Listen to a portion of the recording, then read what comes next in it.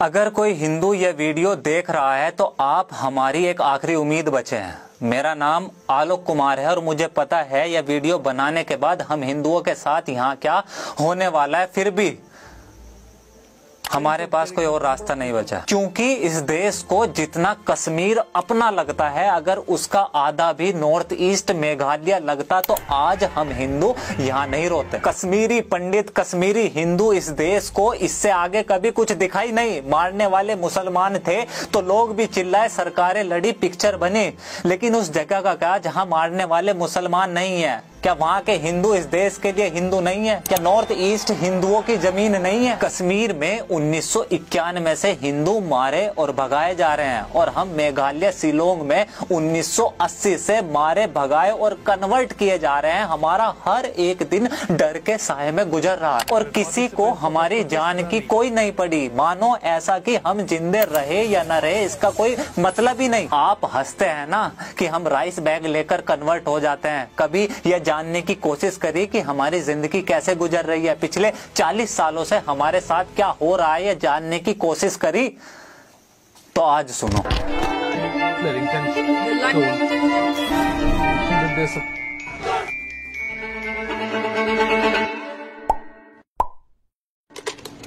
आपको हमारी कहानी इंटरनेट या गूगल पर नहीं मिलेगी, क्योंकि ना तो आज तक किसी को कोई फर्क पड़ा और ना ही कभी किसी की लिखने की हिम्मत बनी। दरअसल मेघालय में हम हिंदू माइनॉरिटी में हैं। मुश्किल से 11-12% ही बचे हैं। 75% मेजोरिटी क्रिश्चियन लोगों की है, जिसमें खासी, जैंतिया और गारो कम्युनिटी सबसे ज्यादा डोमिनेंट। जैसे कश्मीर केवल मुसलमानों का है, हिंदुओं का नहीं, सेम वैसी ही शिलोंग मेघालय की लड़ाई है। हम हिंदुओं को वहाँ ढाकर्स मतलब आउटसाइडर बोलते हैं और इनका मकसद साफ है, या तो कन्वर्ट हो जाओ नहीं तो शिलोंग छोड़ दो। और ये मेघालय के हर एक हिंदू घर की लड़ाई है। सबसे बड़ी घटना हुई 1979 में। हम हिंदुओं के पूजा करने का विवाद इतना बड़ा बना कि हम हिंदुओं को घरों से बाहर निकाल कर मारा, हमारे घरों को जला दिया, हमारी दुकानें और प्रॉपर्टी तबाह कर दी। 20,000 से ज्यादा हिंदू शिलोंग छोड़ गए। सालों तक रेफ्यूजी कैंप में पड़े रहे, लेकिन ना कोई खबर,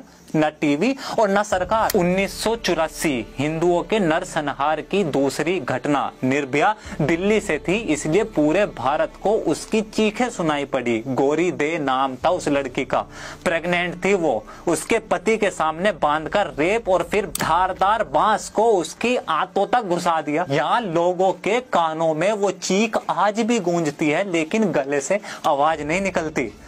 1987, 1992 5-5, 7-7 महीने के बच्चे ऐसे फेंके गए जैसे कोई पत्थर फेंक रहा हो। जिंदा लोगों को सरेआम जला दिया। तब से और आज तक आए दिन हिंदुओं पर हमले चल रहे हैं।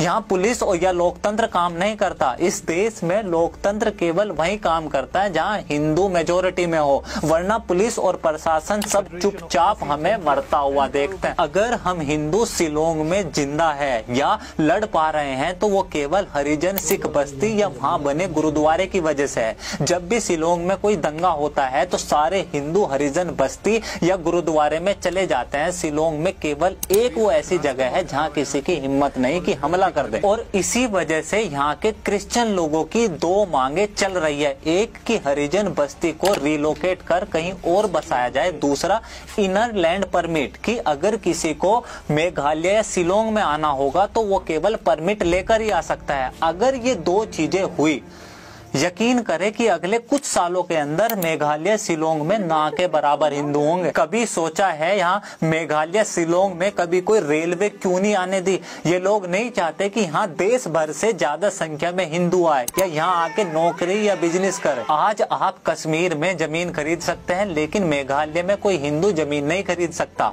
सारी गवर्नमेंट जॉब पहले से ही रिजर्व है। 80% प्राइवेट जॉब ऑलरेडी रिजर्वेशन में है। टैक्स केवल हिंदू देंगे, दुकान और बिजनेस का प्राइवेट हम हिंदुओं को नहीं मिलेगा। स्कूलों में हिंदू बच्चे टॉयलेट नहीं जाते कि वहाँ कोई मार न दे। शाम को 5 बजे के बाद लोग घर से बाहर नहीं निकलते, पता नहीं वापस आए या ना आए। ये जो पूरा देश सीए चिल्ला रहा था ना, यहाँ ये मेघालय को सीए से बाहर रखा गया था। जब पूरा देश 15 अगस्त को आजादी का अमृत महोत्सव मना रहा था, यहाँ मेघालय में ब्लैक डे मनाया जा रहा था। कर्फ्यू लगा हुआ था 15 अगस्त के दिन। समय खत्म हो सकता है, लेकिन यहाँ हर घर वो अनकही अनसुनी कहानियां हैं जो कभी खत्म नहीं हो सकती। शिलोंग में माँ बाप अपने बच्चे को बोलते हैं कि अगर अकेले में कोई कुछ पूछे तो बोलना हम हिंदू नहीं खासी है। ये सब इस देश की मेजोरिटी हिंदुओं के साथ उनके ही देश में चल रहा है। ये सीएए के समय बोल रहे थे ना कि कश्मीर में उस समय हम होते तो कोई भी हिंदू पलायन नहीं करता। 30 साल बाद आज आप हैं और नॉर्थ ईस्ट मेघालय वही कश्मीर दोहरा रहा है। आपने कुछ करा या आप कुछ कर सकते हैं, और अगर जब कुछ बस की ना हो तो आपसे हाथ जोड़कर प्रार्थना है कि अगली बार किसी हिंदू को राइस बैग लेकर कन्वर्ट होता देखे तो उस पे हंसना मत, बल्कि सनातनी खून होने के बावजूद ऐसे मुर्दों की तरह जीने पर, अपने जीवन पर धिक्कार करना और हमारी चिंता मत करना। हमारी आखिरी सांस भी प्रभु श्री राम का नाम लेगी। बस एक आखिरी विनती है आपसे, मात्र खून से नहीं, कभी तो व्यवहार से सनातनी बनो। इस बार ज्यादा कुछ कहने का मन नहीं है। मेरा ये काम जरा भी पसंद आए तो प्लीज द टॉक शो को फाइनेंशियल सपोर्ट करें, और अगर आप चैनल को सब्सक्राइब करोगे तो मुझे और ज्यादा ताकत मिलेगी अपनों के लिए लड़ने में। This is Alok Kumar from talk. See you next video. जय